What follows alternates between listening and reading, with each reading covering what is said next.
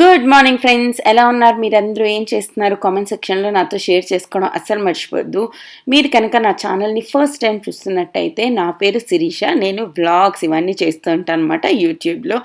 నచ్చినట్టయితే తప్పకుండా సబ్స్క్రైబ్ చేయండి. అండ్ ఈరోజు వ్లాగ్ స్టార్ట్ చేస్తున్నాను దోసా బ్యాటర్ ప్రిపరేషన్తో. ఈరోజు నార్మల్ దోశ బ్యాటర్ కాదు, రాగి దోశ తీసుకుంటున్నాను అనమాట. రాగి దోశ చాలా చాలా హెల్దీ అంటారు కదా, అందుకోసం నేను నా డైట్లో ఇంక్లూడ్ చేస్తున్నాను. నార్మల్ దోశ కాకుండా రాగి దోశ, రాగి ఇడ్లీ ఇవన్నిటికి నేను దీనికి 1/2 కప్ మినపప్పు తీసుకున్నాను. ఒక పెద్ద కప్ నిండా రాగులు తీసుకున్నానండి. ఇవి నేను నిన్నటి బ్లాగ్లో నేను మీకు చూపించినట్టున్నాను. ఇది నేను తీసుకొచ్చాను అనమాట. అండ్ చాలా బాగా వస్తాయి, చాలా హెల్దీ అని చాలామంది చెప్తున్నారు. అండ్ ఇమ్యూనిటీని కూడా చాలా బూస్ట్ చేస్తుంది అనమాట. దాంట్లోని నేను ఒక స్పూను మెంతులు యాడ్ చేసుకున్నాను. మెంతులు యాడ్ చేసుకుంటే ఫర్మెంటేషన్కి ఈజీ అవుతుంది. దాంట్లో 1/2 కప్ రైస్ కూడా యాడ్ చేశానండి. చాలామంది రైస్ యాడ్ చేయక్కర్లేదని కూడా చెప్పారు. నేను రెసిపీస్ అన్నీ చూశాను కదా, బట్ కొంచెం రైస్ యాడ్ చేస్తే ఏంటి అంటే దోశలు పల్చగా వస్తాయి అండ్ క్రిస్పీగా వస్తాయి అన్న ఇంటెన్షన్తో నేను రైస్ కూడా యాడ్ చేశాను. తర్వాత రాగుల్లో చాలా మట్టి ఉంటుంది. నార్మల్ రాగి పౌడర్ యాడ్ చేసినప్పుడు కూడా తెలుసు కదా. సో ఒక 3 to 4 టైమ్స్ వాష్ చేశాను. ఎప్పటి వరకు వాటర్ క్లియర్ అవ్వదు అప్పటి వరకు వాష్ చేసిన తర్వాత దాంట్లో బోల్డ్ అని వాటర్ యాడ్ చేసి సోక్ చేసుకుంటున్నాను అన్నమాట. 4 to 5 అవర్స్ సరిపోతుంది. నేను ఇది లంచ్ టైం అప్పుడు 1 ఆ టైంకి నానబెట్టనమాట. రాత్రి 7 ఆ టైంకి నేను గ్రైండ్ చేసుకుంటా. రాత్రి అంతా అలా వదిలేస్తే నెక్స్ట్ డే మార్నింగ్కి బ్రేక్ఫాస్ట్కి ఫర్మెంటెడ్ అయ్యి రెడీగా ఉంటుంది. దాని తర్వాత ఈరోజు నేను హెల్దీ అని అయిపోతున్నాను కదా, అందుకోసం నేను చేస్తున్నాను ఫ్లాక్స్ సీడ్ అండ్ నువ్వుల పొడి అండి. నేను ఫ్లాక్స్ సీడ్స్ బోల్డ్ అని తీసుకొచ్చాను అనమాట. వాటితో ఏం చేద్దామా అని ఆలోచిస్తున్నప్పుడు బీ లైక్ బిందు అనే ఒక ఛానల్ ఉంది. It's like A cooking channel come vlog channel, ఒక డిఫరెంట్ ఛానల్ అనమాట. తనకి ఫుడ్ వేదం ఇవన్నీ కూడా చాలా వెబ్సైట్స్ అన్నీ ఉన్నాయి. లైక్ సూపర్ స్టార్ అనమాట. తన వీడియో పోస్ట్ చేశారు అప్పుడే ఫ్లాక్స్ సీడ్స్ నువ్వుల పొడి అనేసి. నాకు చాలా బాగా అనిపించింది. తన వీడియోలో చూపించినవన్నీ మా ఇంట్లో ఉన్నాయి ఆ టైంకి. సో ఇంకెందుకు ఆలస్యం అని నేను కిచెన్లోకి వెళ్ళి నేను నా ఫ్లాక్స్ సీడ్స్ నువ్వుల పొడి చేశాను. ఇది ఇమ్యూనిటీని బూస్ట్ చేస్తుందంట. తర్వాత మనకి హెయిర్ ఫాల్ ఉంటే కూడా తగ్గిస్తుందంట. ఫ్లాక్స్ సీడ్స్ అబ్బాయిలు ఎక్కువ తినకూడదు అంటారండి. దీంతో కొంచెం ప్రాబ్లం అవ్వచ్చు. ఎక్కువ తినకూడదు. మనం జస్ట్ 1 స్పూన్ తింటాము పర్ డే, అంత కొంచెంకి అయితే పర్వాలేదు. ఎక్కువ ఫ్లాక్స్ సీడ్స్ అబ్బాయిలు ఎక్కువ తినిపించకూడదు అని ఏమంటారు. తర్వాత మీ ఓన్ రీసెర్చ్ అన్న చేసుకోండి. ఫస్ట్ నేను నువ్వులు ఫ్రై చేసి పక్కన పెట్టుకున్నా, తర్వాత ఫ్లాక్స్ సీడ్స్ అన్ని ఫ్రై చేసి పక్కన పెట్టుకున్నా. చాలా లో ఫ్లేమ్లో అవి ఒక 5 నిమిషాలు, ఇవి ఒక 3 నిమిషాలు ఫ్రై చేసుకున్నా, అంటే గోల్డెన్ బ్రౌన్ వచ్చే వరకు. అండ్ ఒక మంచి అరోమాటిక్ స్మెల్ వస్తుంది నువ్వుల నుంచి. అప్పుడు ఆఫ్ చేస్తా. తర్వాత వచ్చేసి ఈ కారం తయారు చేసుకోవడానికి కొంచెం ఆయిల్ యాడ్ చేసుకున్నా, ఒక 2 స్పూన్లు. దాంట్లో మినపప్పు, శనగపప్పు, ధనియాలు, జీలకర్ర, ఎండుమిరపకాయలు, ఇంగువ అండ్ ఒక 5 to 10 grams చింతపండు. మీకు పుల్లగా ఇష్టం అంటే చింతపండు కొంచెం ఎక్కువ యాడ్ చేసుకోవాలి. మీకు పుల్లపు ఎక్కువ ఇష్టం లేదనుకుంటే చింతపండు తక్కువ యాడ్ చేసుకోవాలన్నమాట. మా ఇంట్లో తెలుసు కదా మీకు, మేము ఎక్కువ కారం తినము. సో ఇన్ని యాడ్ చేశాను. లైక్ 6 to 7 ఎండుమిరపకాయలు యాడ్ చేసా. ఈ ఎండుమిరపకాయలు అస్సలు స్పైసీ లేవండి, చాలా చాలా లో స్పైసీగా ఉన్నాయి. సో నేను కొంచెం యాడ్ చేశాను అన్నమాట. తర్వాత ఇందులో నేను కొద్దిగా ఇంగువ కూడా యాడ్ చేసుకున్నాను. తన వీడియోలో ఏం చెప్పారంటే మీరు కావాలి అనుకుంటే కరివేపాకు కూడా యాడ్ చేసుకోవచ్చు అనేసి. లైక్ కరివేపాకు కూడా యాడ్ చేసుకుంటే ఇంకేముంది చెప్పండి, మన డైలీ మనకి కావాల్సిన ఏమంటారు చూడండి, మనకి కావాల్సినవన్నీ దొరికేస్తాయి అనమాట. కరివేపాకు తింటే హెయిర్ ఫాల్కి మంచిది, ఫ్లాక్స్ సీడ్స్ తింటే కంటికి మంచిది, నువ్వులు తింటే ఓవరాల్ హెల్త్ మంచిది, అన్నీ వచ్చేస్తాయి. ప్రతిరోజు అన్నం తిన్నప్పుడు ఫస్ట్ ఒక 2-3 ముద్దలు తింటే చాలా చాలా హెల్దీ అన్నారు. సో నేను కూడా ట్రై చేద్దామని చేశాను అనమాట. ఈలోపు ఒక ఎండు మిక్సీ తీసుకోవాలి. ఈ పొడిలు ఏవైనా చేసుకుంటే కూడా తడి తగలకుండా చేసుకోవాలన్నమాట. అప్పుడు అవి నిల్వ ఉంటాయి. తడి తగిలేస్తే దాంట్లో బ్యాక్టీరియా కట్టడం, బూజు పట్టడం ఇవన్నీ స్టార్ట్ అయిపోతాయి. సో నేను ఫస్ట్ నువ్వుల పౌడర్ చేసుకున్నా. నువ్వుల పౌడర్ చేయడానికి ఎంత 5 to 6 seconds పడుతుంది అంతే. ఎక్కువ గ్రైండ్ చేస్తామంటే నువ్వుల్లోంచి మళ్ళీ ఆయిల్ రిలీజ్ అవ్వడం అనేది స్టార్ట్ అయిపోయి అది పేస్ట్ అయిపోతుంది అనమాట. మనకి పేస్ట్ వద్దు, పౌడర్ కావాలి.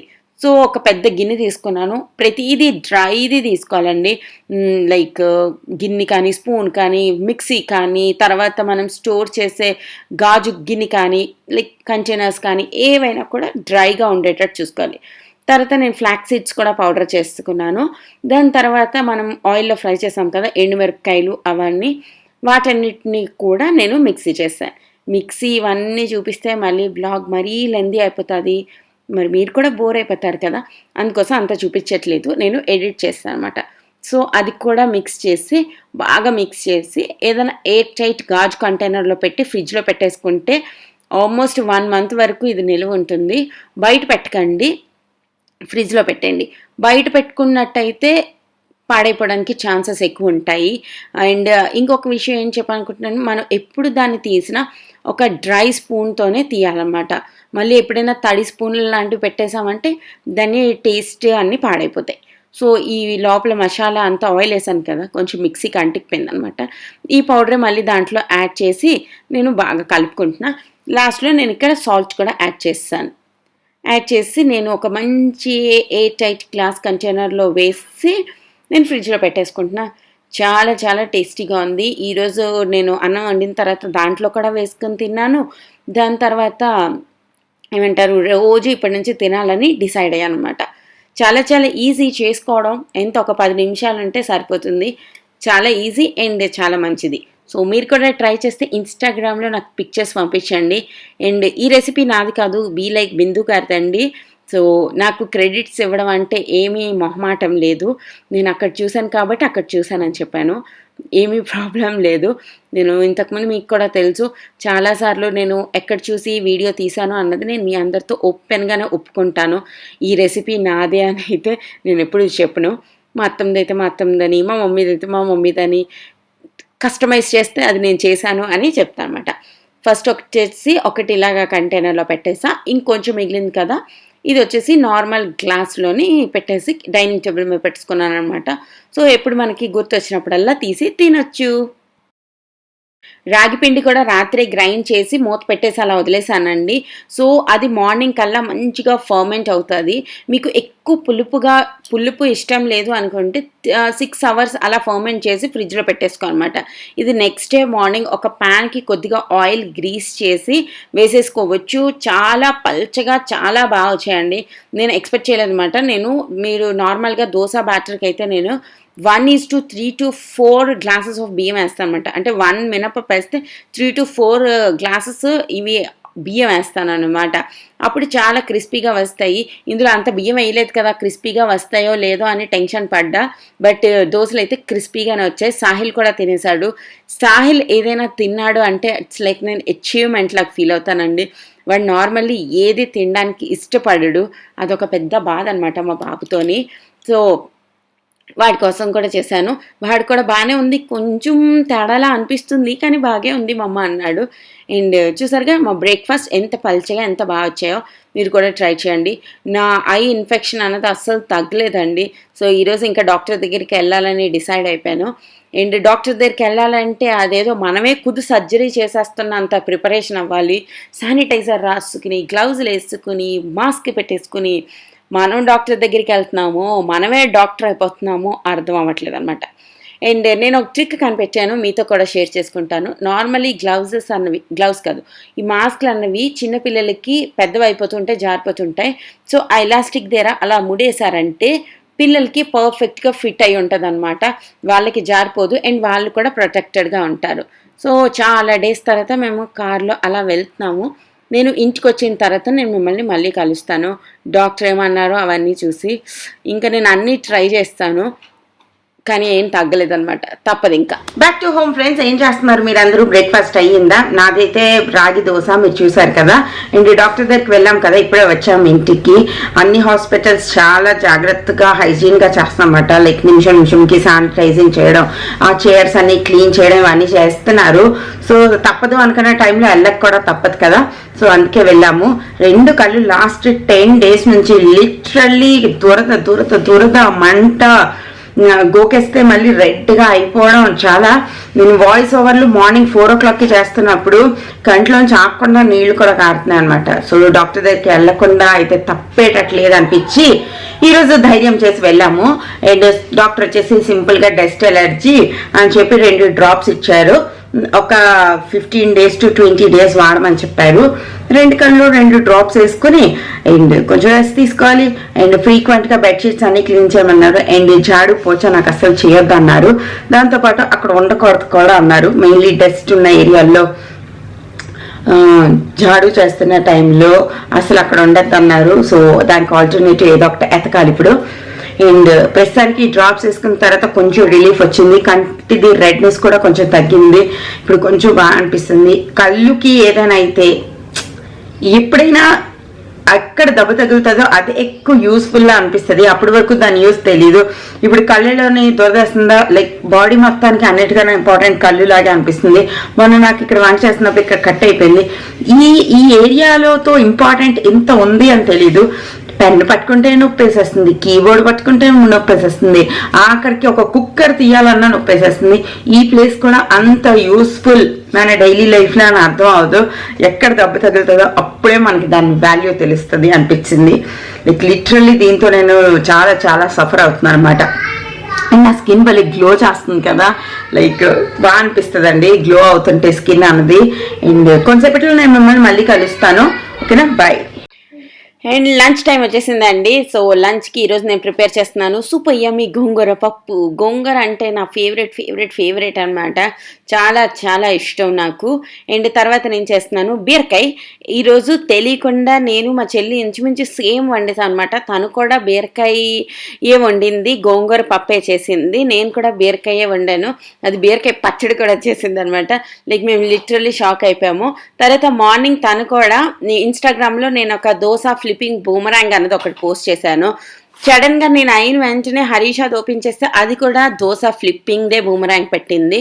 మా ఇద్దరిది బుర్రలు ఎంత సేమ్ లాగా పనిచేస్తాయి అంటే, నేను నార్మల్ దోశ వేయడం పెట్టచ్చు కదా, లేదు నేను ఆ దోశ తిప్పిందే పెట్టాను. నార్మల్ వీడియో పెట్టచ్చు కదా, లేదు నేను బూమరాంగే పెట్టాను. హరీషా కూడా బూమరాంగే పెట్టింది. చాలా మంది అనుకుంటారు మేమిద్దరం వీడియోస్ మాట్లాడుకుని తీస్తాము, ఇంచుమించు ఒకలాగే తీస్తామని. లేదు అండి, మేమిద్దరం ట్విన్స్గా పుట్టాల్సింది. మా చెల్లికి కొంచెం బద్ధకం ఎక్కువ కాబట్టి ఒక 2 సంవత్సరాల తర్వాత వచ్చిందనమాట నా తర్వాత. లేదంటే మేమిద్దరం కలిసే పుట్టాల్సింది. అంటే మీరు ఆ సినిమా చూసారా, హలో బ్రదర్, వాళ్ళిద్దరిది అన్నదమ్ములిద్దరు నాగార్జునలోని ఒకే బుర్ర ఉంటుంది. Like same thinking. హరీషాది నాది కూడా అంత సేమ్ థింకింగ్ ఉంటుంది. మా ఇద్దరు నోట్లోంచి కూడా ఒకే మాట వస్తుంది. మేమిద్దరం తెలియకుండా వంటలు కూడా ఒక్కలాగే చేస్తాం. మా మమ్మీతో మాట్లాడినప్పుడు కూడా సేమ్ మాట్లాడతాం. అండ్ మా ఇద్దరికి ఐడియాస్ కూడా ఒకే ఐడియా వస్తుంది.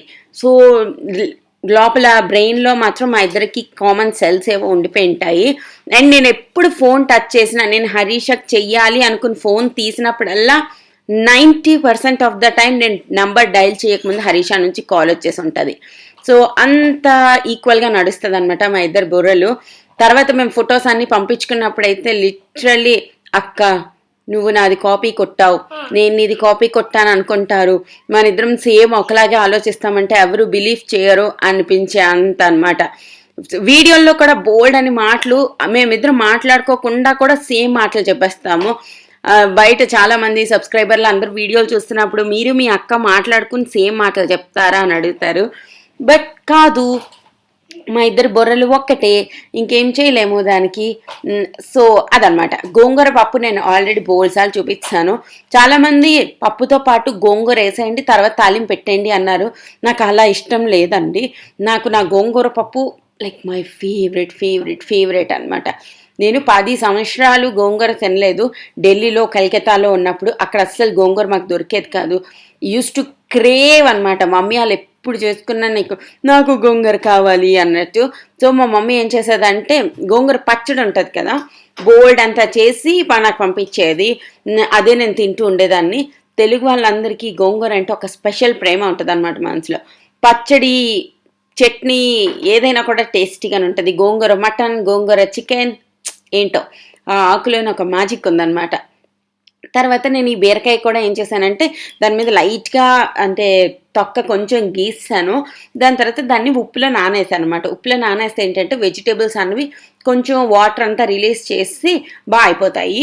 తర్వాత దాంట్లోని ఉప్పు, కారం, బియ్యం పిండి, శనగపిండి, కొద్దిగా నువ్వులు అన్నీ యాడ్ చేసా. దాని తర్వాత ఆ మిక్సీని నేను ఇలాగ పెన్నం మీద వేపేసుకుంటాను అనమాట. చాలా సింపుల్ బట్ చాలా యమ్మీ.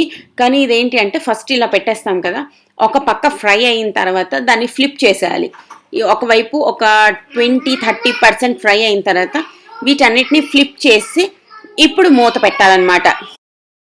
ఇప్పుడు మూత పెట్టాలి. కుక్ అవ్వడానికి కొంచెం టైం పడుతుంది, ఎందుకంటే బీరకాయ కొంచెం తొక్క దలసరగా ఉంటుంది కదా, అందుకోసం మీరు లో ఫ్లేమ్లో పెట్టుకుని మొత్తం కుక్ చేసుకుని తర్వాత హై ఫ్లేమ్లో పెట్టుకుని ఇటు అటు ఫ్రై చేసుకోవాలన్నమాట. అప్పుడు దీని క్రిస్పీనెస్ వస్తుంది అండ్ చాలా చాలా యమ్మీగా టేస్టీగా ఉంటుంది. అండ్ బీరకాయలు చేదు ఉన్నవి చేయొద్దు, చేదు లేనివి చేయాలన్నమాట. ఒక 10 నిమిషాల తర్వాత నేను చెక్ చేస్తాను అనమాట బీరకాయలు అన్నీ ఉడికాయా లేదా అనేది. సో అన్నీ ఉడికిపోయి నేను ఇప్పుడు హై ఫ్లేమ్ వేసి కొంచెం కొంచెం ఫ్రై చేసేసుకుంటాను. కొంచెం క్రిస్పీ టెక్స్చర్ వచ్చేస్తే సూపర్ యమీ ఈజీ. అండ్ చాలామంది అడుగుతుంటారు మీరు మూగుళ్ళలో కాకుండా ఎందుకు పెన్నం మీద చేస్తారు అని. క్రిస్పీ టెక్స్చర్ కోసం అనమాట, ఒకదానికొకటి అంటుకోకుండా క్రిస్పీగా ఉండడం కోసం. అండ్ నా లంచ్ ప్లేట్ రెడీ అయిపోయింది. అన్నం వడ్డించేసాను, తర్వాత బీరకాయలు వడ్డించేసాను, దాని తర్వాత గోంగూర పప్పు, దాని మీద కొద్దిగా నెయ్యి యాడ్ చేసా. గోంగూర పప్పులో నెయ్యి యాడ్ చేసుకుని తింటే మస్తు మజా వచ్చేస్తుంది అనమాట. లైఫ్కి ఇంకేం కావాలి? మంచి ఫుడ్డు, మంచి ఇల్లు, కొంచెం డబ్బులు, కొంచెం మంచి మంచి అన్ని మంచివే కావాలి. ఎవరికి చెత్త కావాలి చెప్పండి.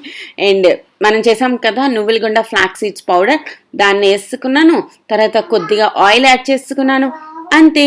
Super simple and easy lunch అనమాట. నిన్నంతా కూర్చుని నేను కొత్తగా కొంచెం కొంచెం నేర్చుకుంటున్నాను, సో నేను ఎక్స్ప్లోర్ చేశాను అనమాట. హోప్ మీ అందరికీ నచ్చింది అనుకుంటున్నా. నచ్చినట్టయితే లైక్, షేర్, కమెంట్ చేయండి, ఛానల్ని సబ్స్క్రైబ్ చేయండి. మరొక ఇంట్రెస్టింగ్ వీడియోతో మళ్ళీ రేపు కలుస్తాను. అప్పటి వరకు tata, bye bye and stay safe. గట్టి చెప్పు, గట్టిగా గట్టిగా చెప్పాను. గట్టిగా చెప్పవా? బాయ్.